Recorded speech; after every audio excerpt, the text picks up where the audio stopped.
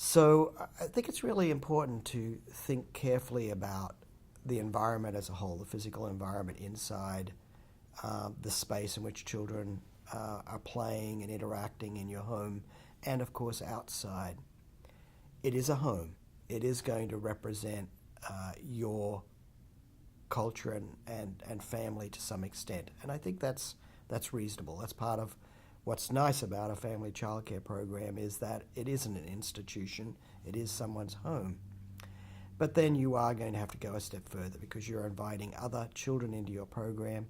And even for your own children, you want them to have some way in which they're going to begin to learn about folks who are different from themselves.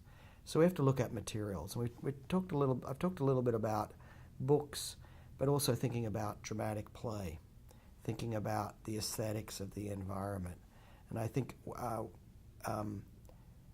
if possible, trying to avoid commercially available materials. So rather than having photographs on the wall that have been purchased, thinking about how do you bring in photographs of people that have meaning to the children in your group, that you have some relationship with. That's going to be always preferable. In the dramatic play, asking families to bring in items that could be part of your dramatic play environment, whether it's being set up as a kitchen or more of like a home environment, or it's being set up as some other kind of environment, or if you have it with greater flexibility where children have access to blocks and fabric and other kinds of items where they can really make it their own. If you're going on field trips and maybe you go to a market, that might be a way to bring in some items that are both authentic and have some kind of connection to the children. Because you're really trying to avoid having a situation in which children are coming across chopsticks without any kind of context for why that item is there, in there.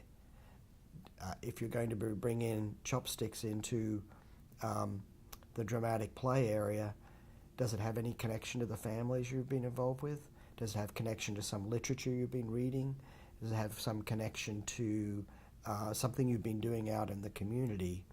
Does it have a connection to some kind of ongoing discussion about the different ways in which we all eat food? So trying to think about what's the reason for it being there? What is it going to mean to the children other than being something they might misuse or use in an inappropriate way? And I think the same thing goes in the block area. There are some great materials such as families that represent different skin color that you can use as props in the blocks.